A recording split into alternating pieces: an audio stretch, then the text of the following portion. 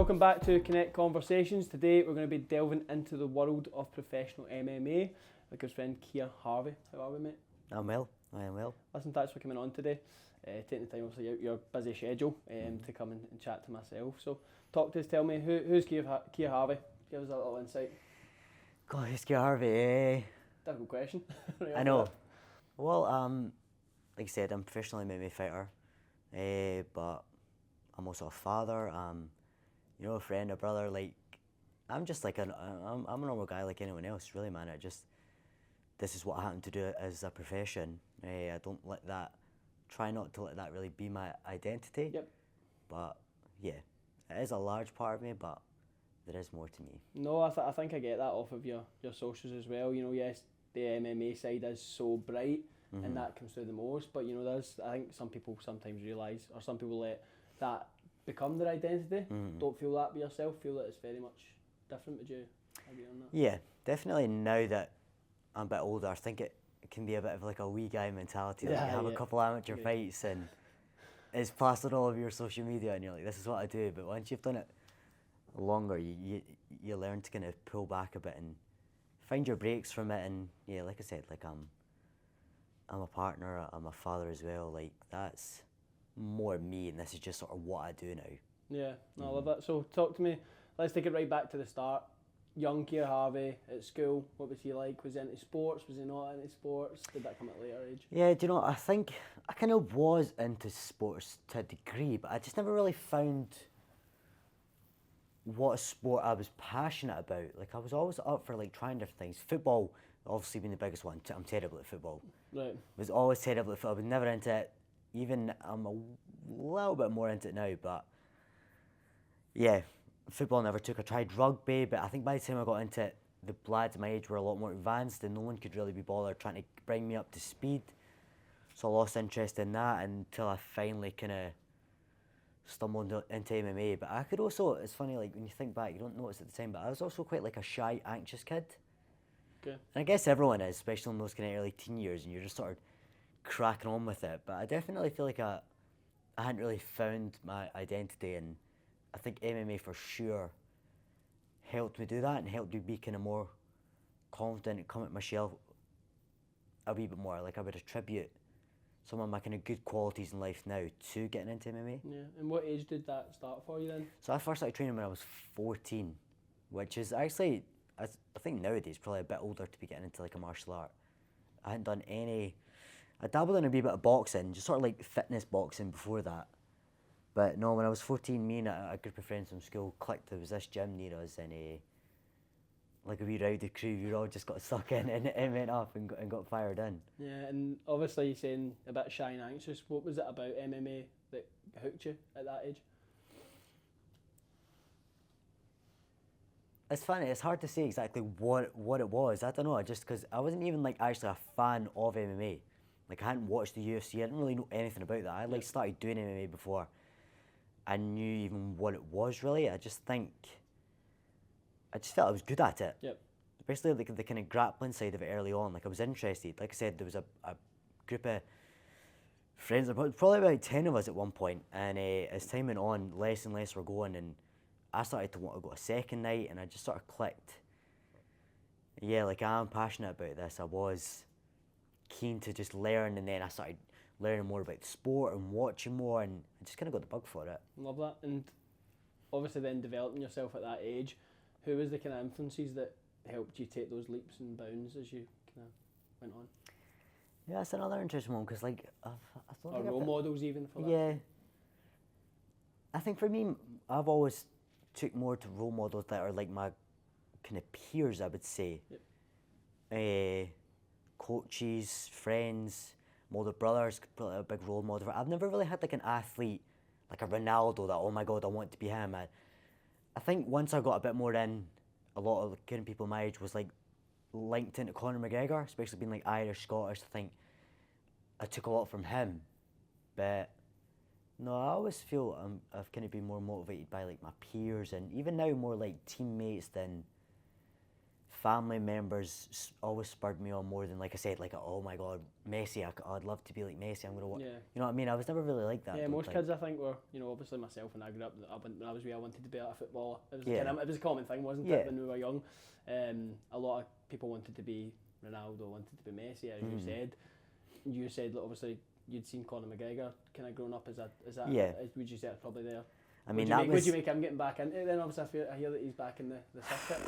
Rumours, rumbles. Conor, there's two different people. Like, Conor in those early days coming up was like pure inspiration and motivation. Like, you need to just try and separate the two. Like, because I was following Conor. I kind of knew who he was before he got into the UFC, but from like the first UFC fight and then the rise, like, that was a crazy roller coaster to be on.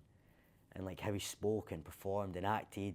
So I kind of separate the two. Conor to me now is just sort of like a laugh online. Yeah. Like a bit of a clown. Yeah, I've got to agree. Versus like when he was, round about my age, that he was like a straight inspiration. So yeah, it was that raw authenticity, wasn't there? Literally. When he was starting his rise, and you're almost rooting for him because it was almost the wee guy. Everyone did. Everybody was rooting for him. Everyone did. But then did. obviously, money, fame, it corrupts you. It does corrupt you, in one way or another.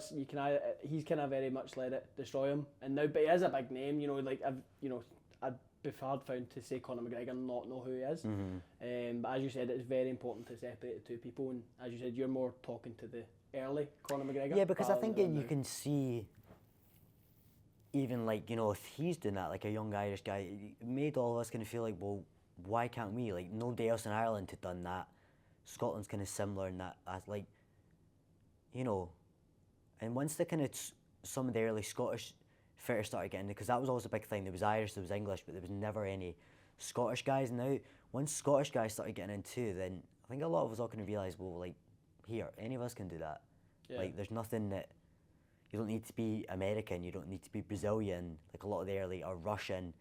Anyone from anywhere can make it. Yeah, no, I love that. And as you were developing, what was the moment that you knew it was no longer just a hobby? What was the moment you was there a specific moment? Or? I think probably like once I was getting to the end of school.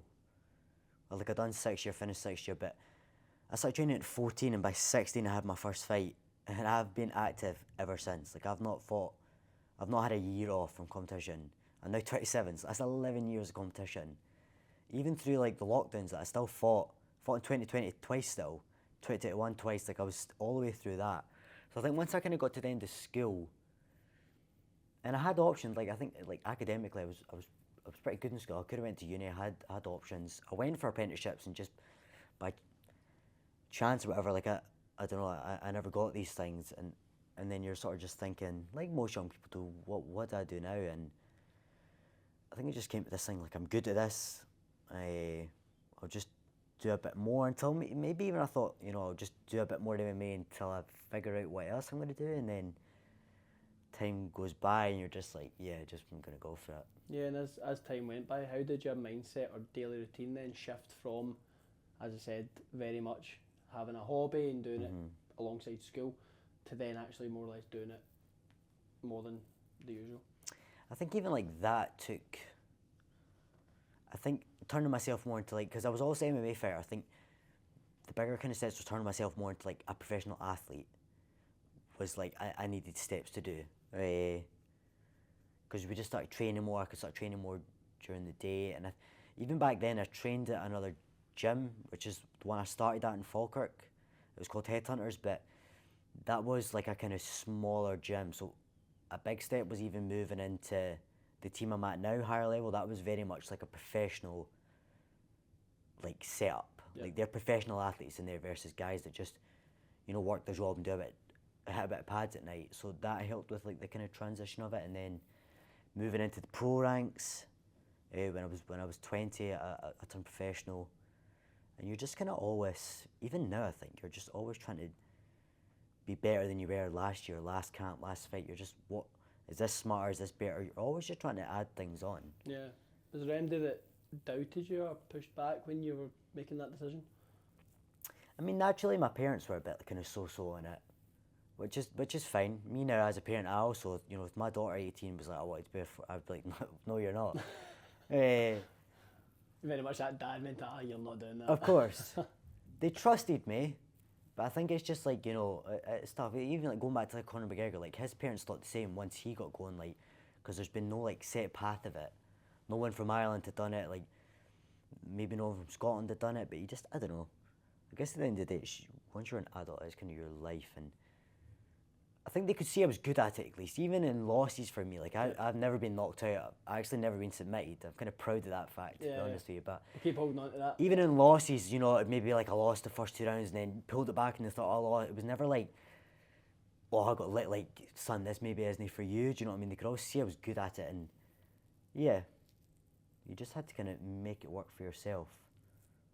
Yeah, they had to trust you, didn't they? You know, like when you're making that, which is a huge decision. Yeah. To go pro, there needs to be an element of trust, isn't there? And obviously, no one's going to trust you as much as you trust your parents. Your parents trust you. So yeah, there's an element of this is our advice, but we'll back you regardless. Sure. It's nice to hear that. Obviously, Yeah. did. Yeah, I did get to that point. Looking back on your early career, what fight or experience do you feel has shaped you most in the early days? Was there a specific? Like my early pro career. Yes, I don't know. Let me think. Because people would tend to build that up in their head a bit, and I think maybe I did a little bit too. But from like high level pro into like early amateur, pretty much the same. The rules change a wee bit. The rounds get a wee bit longer, but you quite quickly realise, oh, here, this is literally the same thing. But my first fight on Cage Warriors, who I actually fight with now, so I'd lost during lockdown. I'd lost my first professional fight, and then it was kind of peak kind of lockdown that time. Wasn't training quite as much. I think even like most people, like there was a bit of mental struggles, a bit of doubt. You know what I mean? Is this even the right thing to be doing? And I got put on a Cage Warriors card, relatively short notice, against a guy, Manny Akpan his name was. He was undefeated at the time, and he was mad. He kept having these like viral spin kick knockouts. Like he was a bit of like a character in the scene. Like this guy's got like a death touch. He was beating really good people, and I feel like I'd kind of been drafted in just to like fight him. And well, it wasn't like I was thinking that, because like I was just literally there to make up the numbers, and there was silly things like I wasn't getting all my media stuff done. I wasn't getting pictures. It really was like, can you do us a favour and just come in and lose to this guy so he can get another fight? And I came in, I put him away in the first round. I actually choked him unconscious. First round, weathered the kind of early storm and put him out. I think even myself at that point, I was like, here, I can actually do this. Yep. That was like everything stacked up against me. I think a lot of people in the scene were kind of like, whoa, where did that come from? Yep. Even honestly myself, it was just kind of like outer body experience. Like, where have I just pulled that from? You know what I mean? That's incredible. And that's when I was like, I can do this just like anyone else could. Yeah, and imagine that was a massive confidence boost for yourself as well, because as you said, you know, you've been almost drafted in, and you were drafted in, but then to do that in the first round, what did that do for your confidence afterwards? It made me truly believe in myself, I think, because even like I said, more so like a product of that time we were all kind of going through. Everyone kind of had their doubts, but I was kind of like, after losing as well, like, am I good enough to do this?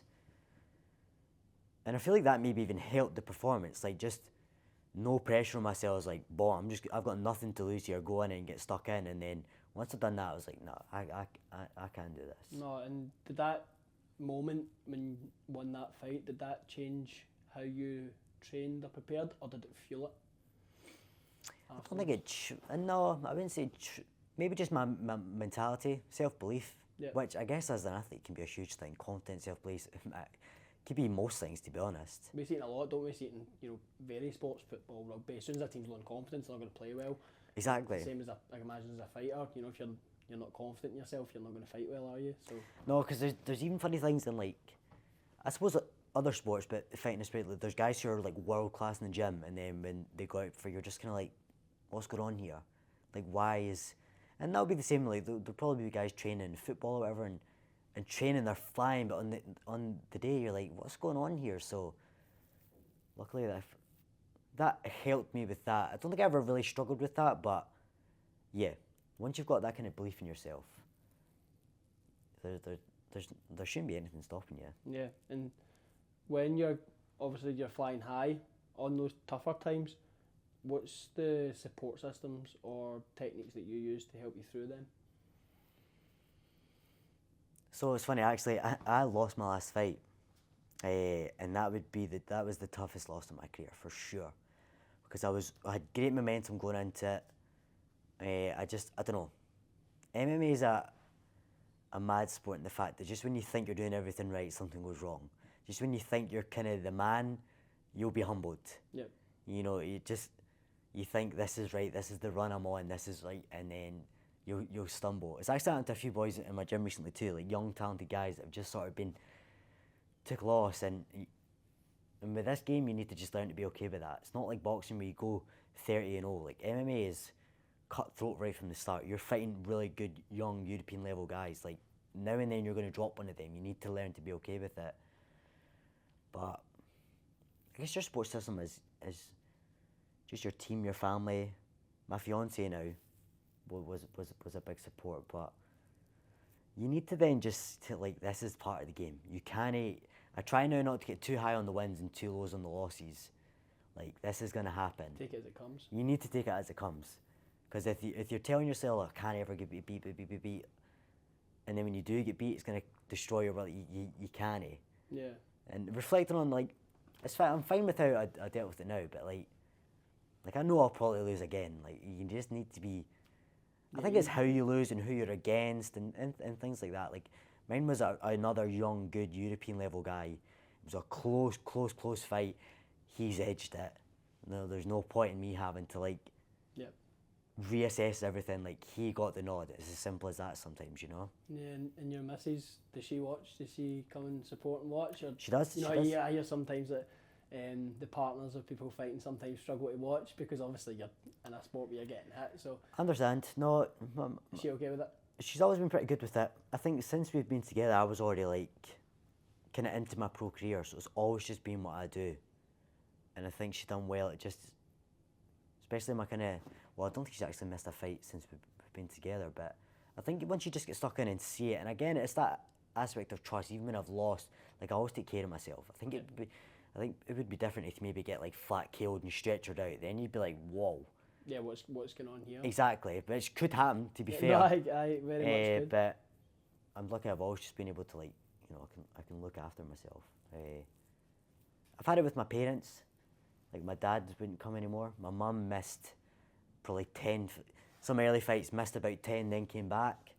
But that's fine. Yeah, and obviously, listening to you talking about the fight process, having to react on a dime to things changing. You, as you said, you could be right in the zone. You could have done everything properly to train, be the best prepared you can be for that fight.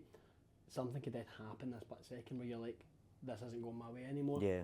How I'm just like want to get in your brain on that, because obviously you need to adjust to what's happening in front of you. Yeah. To this guy, because obviously I'm assuming you've done research on what he does and his you know, his moves. How do you work that out on the day? Is some people better at it than others in terms of speed of reaction? I guess so. It's quite unique in that sense that, like, a football team's not going to be up 4-0 and then lose in the 90th minute. Yep.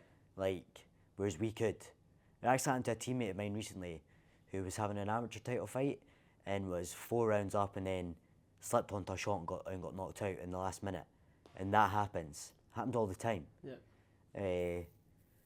Or, you know, you can be winning a round and get clipped to the end, and like, things happen.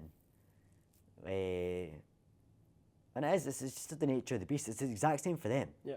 You need to remember that, like, you'll be worrying, stressing, thinking this or worried about. They're the exact same.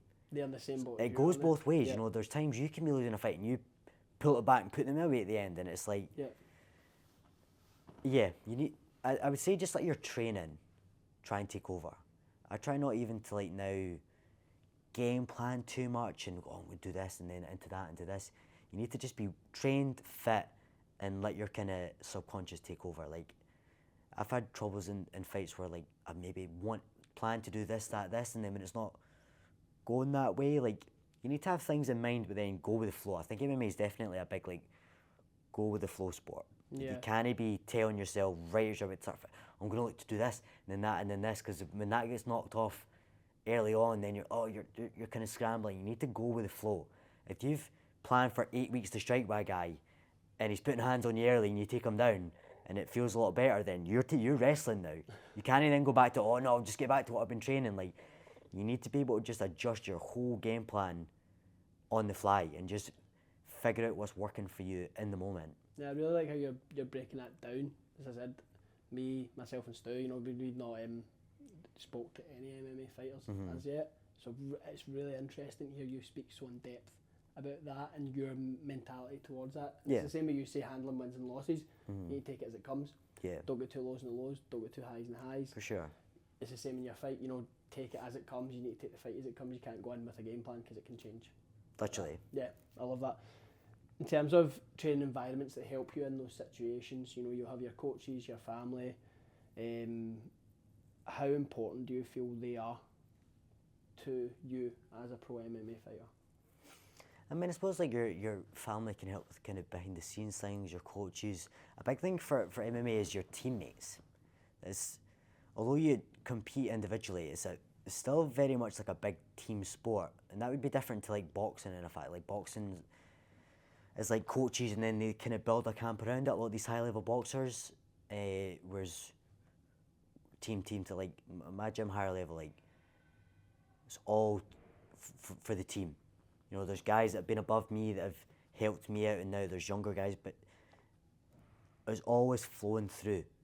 You know, like I can't get ready for any of these fights without, I could have the best coach in the world, but if I've not got anyone to be working this stuff with, sparring partners, training partners, like I need a good, reliable group of guys to be working with and helping each other out. Or, you know, me and him are doing well, he's struggling a bit, we help him up. And yeah, but my kind of head coach, James Dillon, has done really well with creating like a great community and kind of learning like atmosphere within our gym. Yeah. Like everyone gets on well, and I think people would maybe think, oh, like, you know, cage fighters, and people will think that when they're first going to come to the gym. They're like, I don't know what to expect here. It's going to be tattooed guys growling at me and that, and then they realise we're all like polite, humble young men. Like we will be nice to anyone that comes in and is nice and wants to learn. Like we are never growling at anyone. You're almost stereotyped, aren't you? You know, like big time. Like rugby, it's like almost like rugby players are really stereotyped. Yeah. A few of the boys come in here, and don't get me wrong, in their job as rugby players, they do need to be aggressive and they need to be tackling.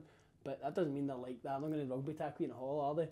It's, you know, a couple of the boys that come in here, they're just so nice and pleasant, and I think people need to get off of this stereotype. It's like that. You ever seen that clip of like Jordan Peterson? It's like you should.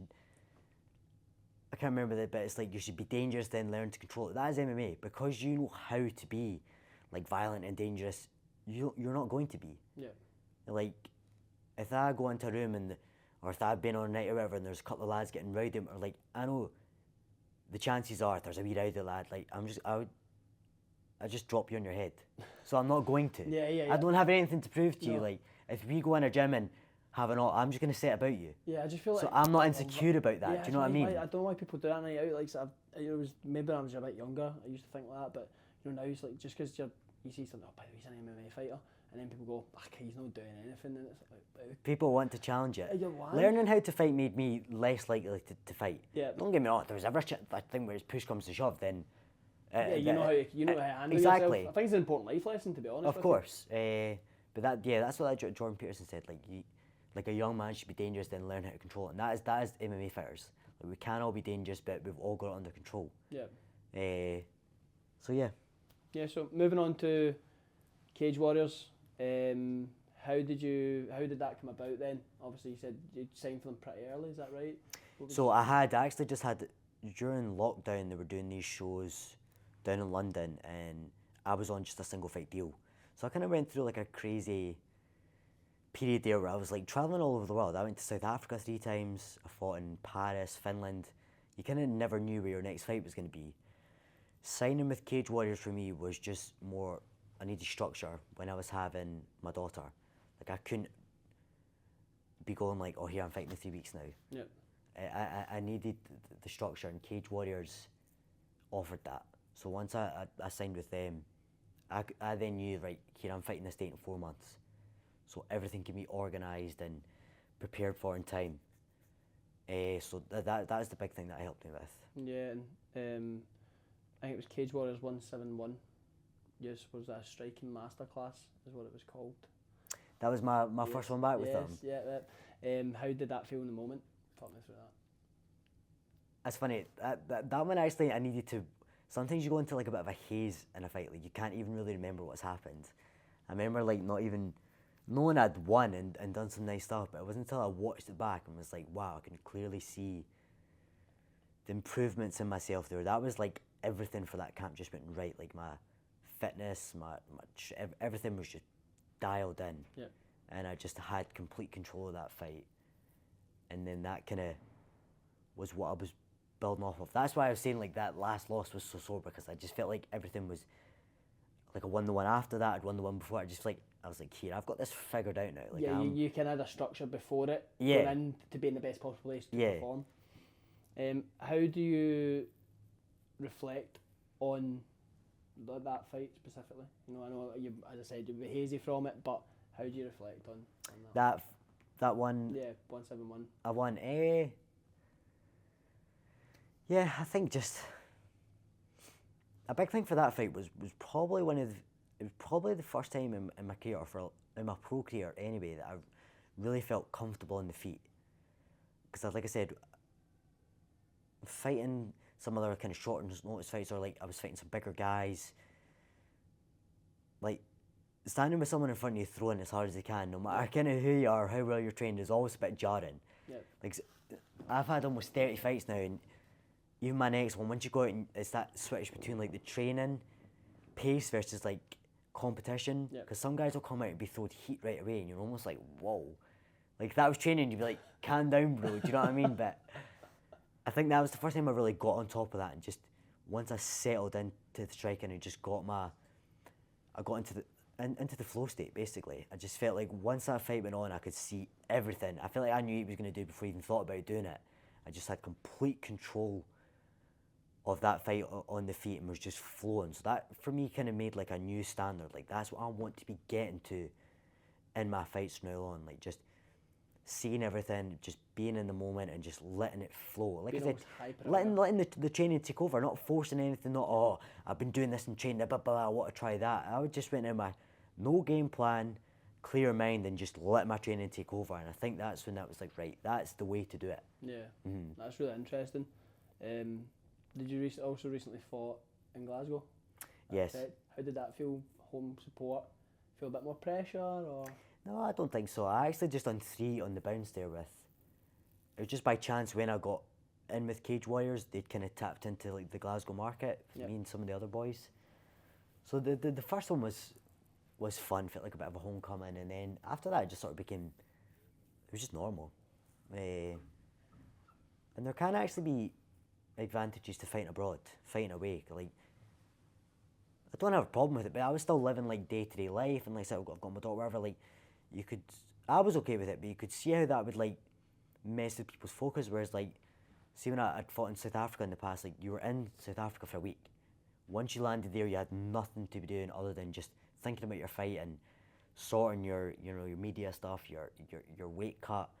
There was no normal life at that point. It was all just MMA.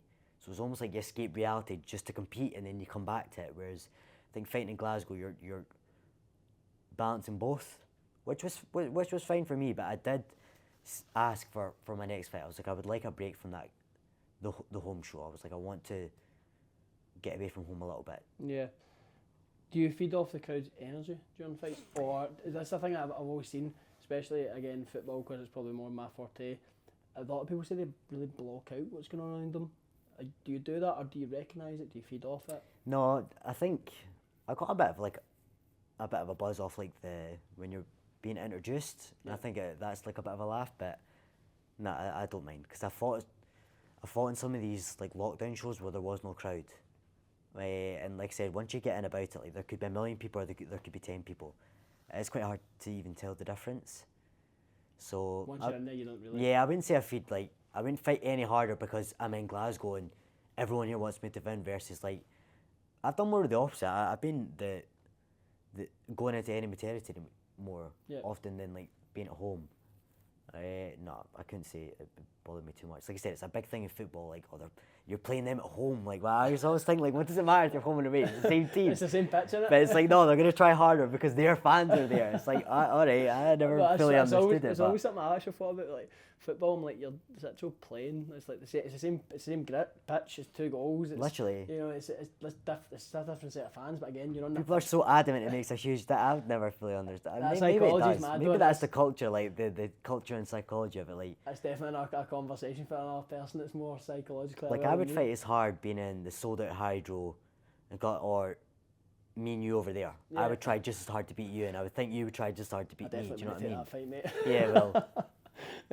So obviously transitioning into the bantamweight, was that a planned move, or how's that impacted you kind of mentally and physically? Obviously we spoke off camera in terms Yeah. of It's just because as I was going up the levels at featherweight, the guys were too big. I actually had 2 fights in a row where I got dropped, and I was like, I'm taking too much damage here. Right, so it was like time to kind of wise up and come back down. And that was the first time I really properly paired with a nutritionist. Like I always kind of knew how to do my thing and knew how to eat, but I was a bit naive in that sense. Like I didn't realise how much can go into it. Even being properly fueled for sessions, and it's not just your calories in, calories out, it's when you're using those. So I paired up with a nutritionist, and it ended up being easy. Like that first one back down to bantamweight, I was like, well, I couldn't believe it. I actually overshot it a little bit. I ended up weighing in at like 133, and I can be as high as 136. So I was like, whoa, I've actually overshot it a wee bit. Like that's how easy I'd made it. But then there was other ones that were harder. So like we were talking off camera, like it is a balance, like your weight and yeah. For people that don't know that world, how big a difference do those few pounds make, if you like? Could be mad. I mean, I think a lot of people maybe see somebody, you know, as I said, most people know boxing and MMA obviously more or less in the same category, but I think some people see like different weights and they think, oh, what does it matter? no, especially for MMA, like I mean, if you're 5 kilos bigger than me and I'm tired in the 3rd round, you're on top of me, that means a huge amount. Yeah. It could be different, I guess, with like, but then boxing, like all you're doing is hitting each other. So you're a wee bit bigger, you're hitting me a wee bit harder. Like, oh, it's MMA is somebody actual lying on top of you. Yeah. Yeah, I can imagine. Sometimes like a lot of like the pay structure in MMA is you get half your pay for making that weight. So that's like, and for some people that is a bigger challenge for them is making that weight. Like there's like the show and win pay format in some organizations that the moment you stood on those scales and made weight, you're eligible for half your purse, then you can get the other half for fighting. So even say something happens and your opponent then gets unwell, well, you've made that weight, so you're getting rewarded for that. Like it's a huge part of. I mean, if I rock up and say I've had a bit of a harder cut and I've worked my arse off to get to 135, and I've done it, and then my opponent comes in and say he's even like 137, he's like, oh, I couldn't be bothered. And then it's like, no, make that weight. Yep. Or I'm well within my rights to be like, here, I'm not fighting and I'm getting paid. Yep. You make that weight or there's no fight.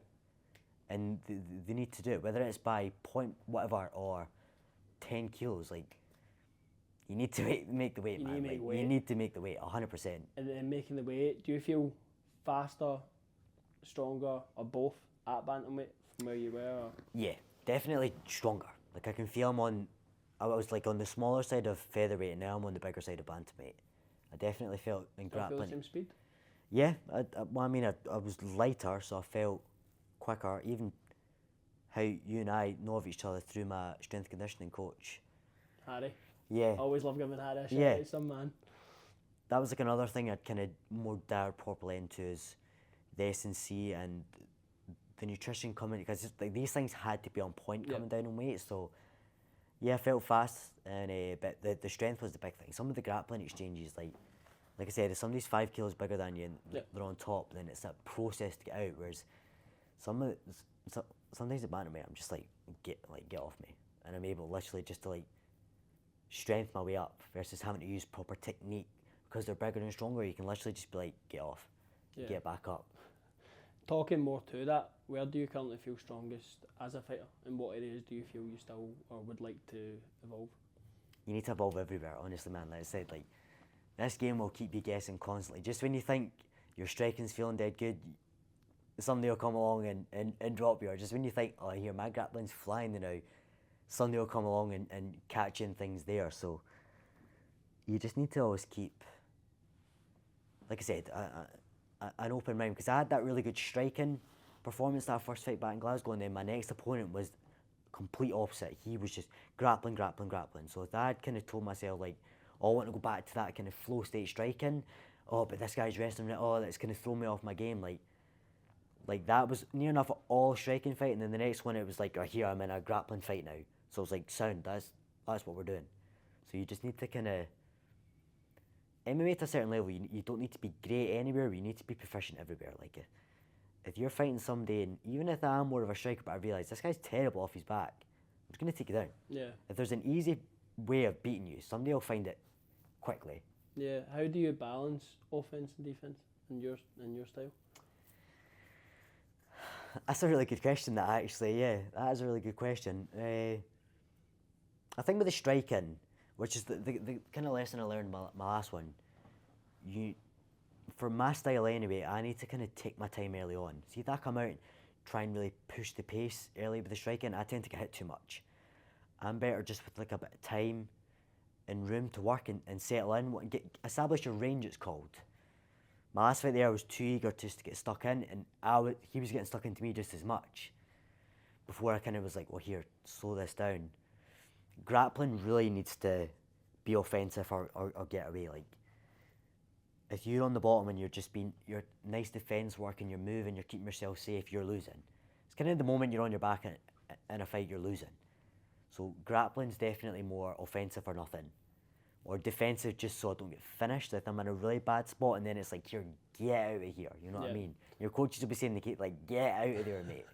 You're not getting points for defending that. Oh, he was defending that dead nice. No, you're losing at that point. Yeah, and having the coaches there giving you that advice. You always see it on the TV when, they go into the corners, there's so much information. How do you take that in? Because obviously I've always imagined you're obviously getting hit. MMA, you're getting somebody lying top of you, try to choke you out. You're then getting pulled into the corner to get that break. But you're getting, obviously, information flung at you, you're getting rehydrated, whatever. How do you manage to... Do you take any of it? Do you take some of it in? Less is more, for sure. If somebody starts, you've got two people, you literally are like... And I've had it before, I'm like, I don't know what any of you are saying. And I've been in that position too, where I'm cornering, and you're emotional, you need to just, like, less is more. Like, keep doing this, keep doing that, stop doing this, take a drink, breathe. Like, that's what works for me. Like, I just need clear, precise instructions sometimes. Like, even, again, just reference back to my last fight, like, we kind of sussed as it was going on that I was doing a little better, like, in close. Yep. So, like, stepping in with, like, elbows and knees was working. And although I was kind of sussing that and I felt like I just needed someone to tell me, like, more at range, you're losing. All the way out or all the way in, and then going in. That's how I ended up winning the third round of that fight, because that's when, like, obviously a bit too late at that point, but that's when it was. By that point, like, I had it in my head, like, I need to be all the way in or all the way out. Like, take a breath, take a right, and that's what my corner telling me. You need to be all the way in or all the way out. And by that point, I'm like, that worked. I won that round. So, unfortunately, if I'd gotten that maybe a round prior, that could have worked. But that's the game. I just take it as it comes. Yeah. And also, like, your fitness is a big part of that, because if you aren't exhausted, there's not going to be a lot going in. Your body's screaming. So, like, fitness is a big thing. Even though, like, my last fight was, like, a hard fight, high pace, but I remember going into third, actually saying to my corner, like, he'd actually feel alright. So I was able to process that information well, and, like I said, come back and win that last round. But I was like, I feel okay. Like, I hear what you are saying. Like, I know what to do now. Yeah. Mm-hmm. There's no sort of training really that can prepare you for, I suppose, to sparring, but like getting hit in the face and then having somebody telling you information, because they're going to tell you anything. There could be anything they're going to tell you. Yeah. You could get hit any amount of times in that round. As I said, you can train, you can run, you can do as many push-ups, sit-ups, whatever you want to do. But I don't think there's any amount of training that can. Experience is a big thing. I mean, experience is a big thing in life. Yeah, 100%. And with anything in life, sports is the exact same, because there'll be like maybe amateurs in my gym, they're like, oh, I don't know why, like, I'm not as good, and I don't know why I do that so well in training, but I'm struggling to do that in the fight. And it's like, man, that's like your third fight. Like, get 10, get 20, you'll be 25 and then go, here, that's only just clicked to me. Like I said, with the striking, when I finally settled, that was like my 20-something fight. Like, experience is everything. People sometimes forget that, don't they? And I think it's absolutely spot on what you're saying in terms of experience. You can go for you know, me interviewing people, you know, you fighting, Stu with photography, you know, somebody doing a squat. You can talk about anything. My squat's going to look brilliant because I've done it for 10 years. Yep. Right? If somebody goes into the gym and is squatting for the first time, they cannot expect it to look like yours because I've done it for so long. And that's me trying to simplify as much as possible Of course. in terms of experience. And what you're saying is absolutely spot on. People need to realise that just after 3 fights or 1 fight, you're not going to be the complete fighter and it's like that person is it. It's going to take you, as you said, 20 odd fights to get to where you actually, maybe, you're not even actually probably where you want to be. You're probably just on that journey. Yeah. Further up the ladder, if you like. Yeah. In terms of your training then, how do you balance intense training with recovery? Because obviously you're going through camp just now and going through training. As we spoke off camera, tough for the eating side of things. Yeah. What's the rituals and habits you swear by? Like I said, nutrition could be a big part of that, being properly fueled and properly recover. Sleep can also be a big thing, but I have a young daughter, so sleep is challenging sometimes. Just trying to be clever, listen to your body. Basically, this camp for me, it's like not letting, I don't know, sometimes your ego get in the way, or like your pride, or thinking like, oh, you know, like am I being a bit of a pussy here? Like, if something's sore or something's knocking you off, then basically like early on in a camp, I would say, you just need to listen to your body. Like I know that at this point, like I know if I sit this session out, I'm not being a pussy, I'm not being lazy. Yeah. If that felt good, I would do that and enjoy doing it. Whereas if I'm doing this and my shoulder's screaming at me, then it would be going against my experience to just tough through it, and then now the next day I'm even worse. So listen to your body and just try and have your recovery kind of strategies. You know, your saunas, your sleep, your food. I try not to keep it too scientific. Listen to my body and just do generally what I've kind of always done. Yeah. If you feel like you need to pull it back a bit, eat a bit more one day, then do that. If you're feeling good, you can get stuck in, do that. Yeah. And how do you work through tough days? How do you stay motivated when things are really tough? That's a good question. I try and come up with them. Yeah. I don't know, because motivation is... There's drive and motivation, isn't there? There's two different things. Because obviously you're very driven, but motivation can fluctuate, can't it? There's always an inner drive, I think, in everyone. Yeah, or like discipline, I guess, would be like another word for that. Like, because you're not always going to be motivated. If you are telling yourself like you're only going to do something because you're motivated to do it, then that'll not work. I think, I don't know, because there is times, maybe towards like the end of a camp where your body's beat up and mentally it starts to take a bit of a toll, like it's a bit monotonous and you're kind of like, I just want to fight now anyway, but it's just like the discipline of it. You just need to go through, and I think experience is a big thing with that too. Keep coming back to that, but like just knowing that if you're feeling a bit rough today and you've not had the best session, that's fine. Yep. The next one can be better, or you just have faith in yourself. It's not always going to be easy. In any aspect of life, your job, like you can only do something because it's easy and you're enjoying it, and then you're going to sack it the moment it's hard. You're not going to get anywhere with anything. Yep. So there's going to be moments in a fight camp where, or getting ready for a fight, or even in a fight where it's going wrong and you need to pull it back, or. So yeah, keep faith. Yeah, but I could have put it better, mate. So obviously in that training schedule you're in just now for Cage Warriors 187. Mm-hmm. How we feeling about that? How we feeling about that fight? Good. I actually started this camp without even having a fight. The first week, I think it was kind of into the first week I got this fight, and like I said, I feel good. I started this camp a bit lighter, body's feeling good. I'd kind of had all my kind of closure for like my last fight in my last camp. It's funny, I was telling people, like, I even actually spoke to the boy I last fought, because I think I had like a bit of disdain towards him, even though he's not done anything wrong to me. Like, I was still a bit bitter about it. So actually, like, only a few weeks ago we spoke and we joked on Instagram, we had a wee kind of laugh, and I feel like that was good closure for me. Like, I've let go of that. Like, he's not my enemy, it was just like another guy like me, so it was cool, we had a laugh. Yeah, and it was like putting that behind me going into it, my new camp, and then I got this fight. But I think that this is a good fight for me. He's a bit younger, a bit less experienced. And like, I think even like this style I've come across against kind of better, more experienced guys and dealt with it then. Don't get me wrong, like I'm taking this very seriously, but I just think from the outside, like on paper, you would say, this is a good fight for me. Yeah, and obviously I won't ask too many questions because I don't want to give too much away. But beyond that fight coming up, what's the bigger picture for you? Is it what's I actually don't really know because this is going to be the last fight on my current Cage Warriors contract. okay? So there's a bit of an unknown there. If I'll stay with them, if look to go somewhere else. Yeah, I don't really know. I know that. World's your oyster, really, isn't it? Yeah, I know I've got this fight September. I'm actually getting married in October, so I know that's next. They're my kind of two big life things coming up soon.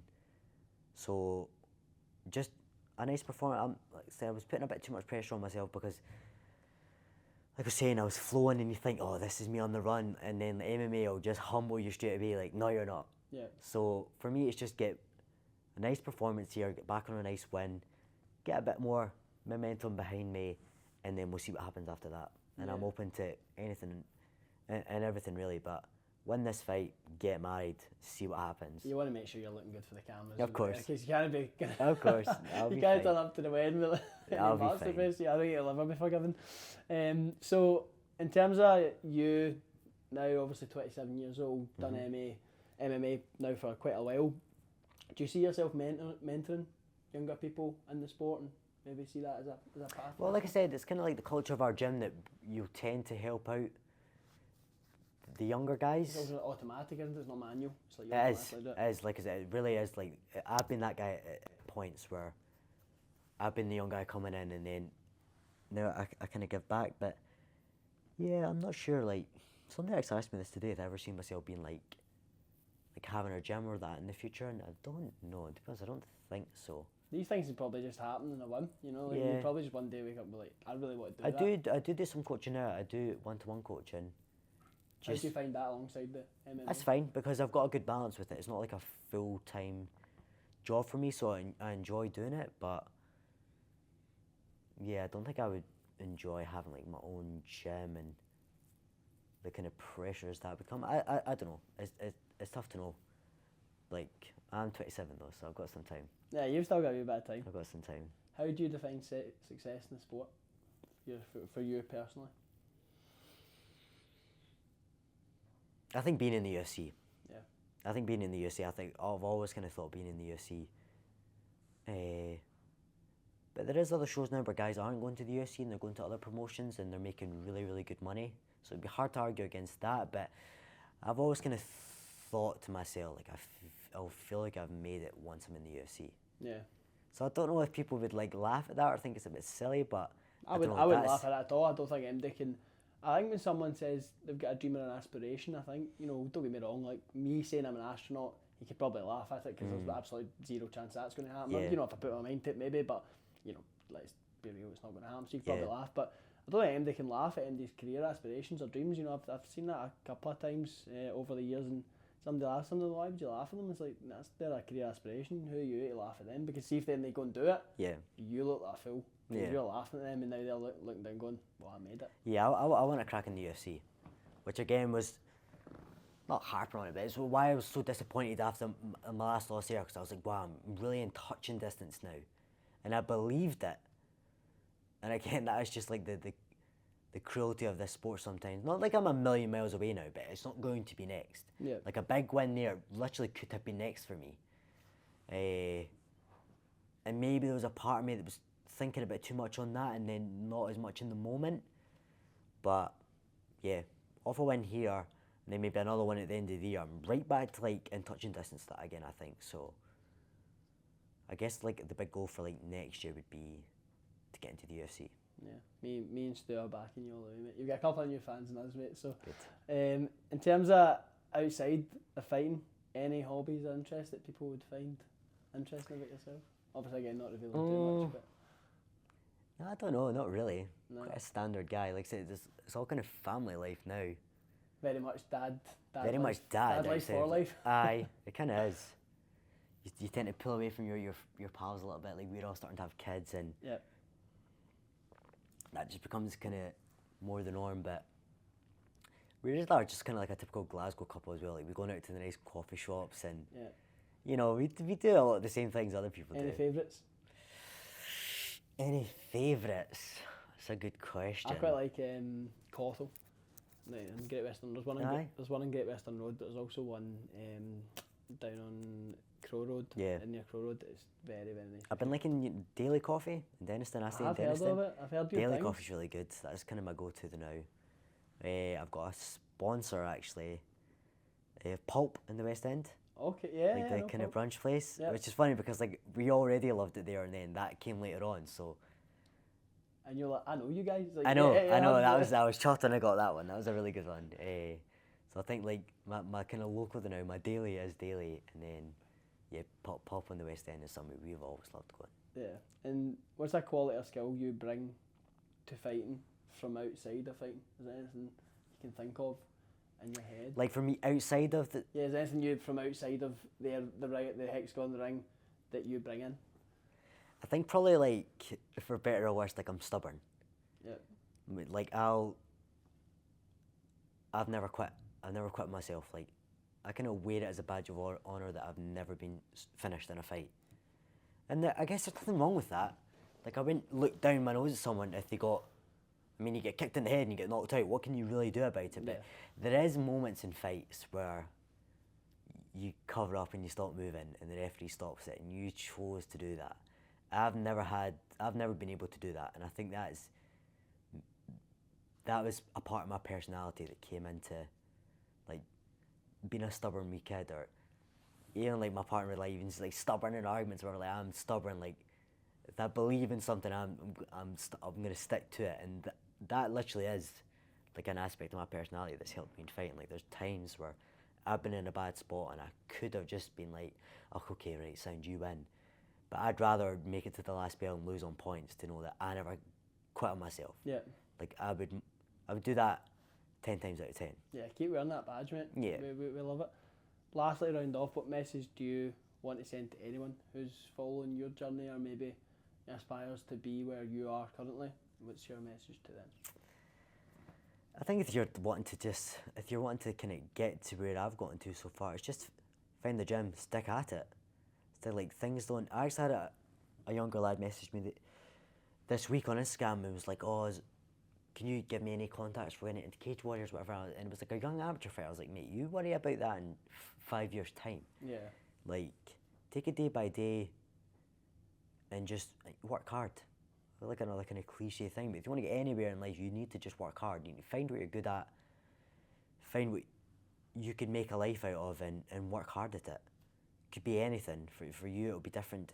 Even if it's something less common, or find what you're good at, find what you like doing, you're good at doing, and work hard at it. Yeah. Well, listen, thanks so much for taking the time. We could talk everything. It's been really interesting. I know me and Stu will be keeping an eye on your fight, and best of luck in it, mate. I'm sure you'll come good. Thank you. Take care, mate. Cheers.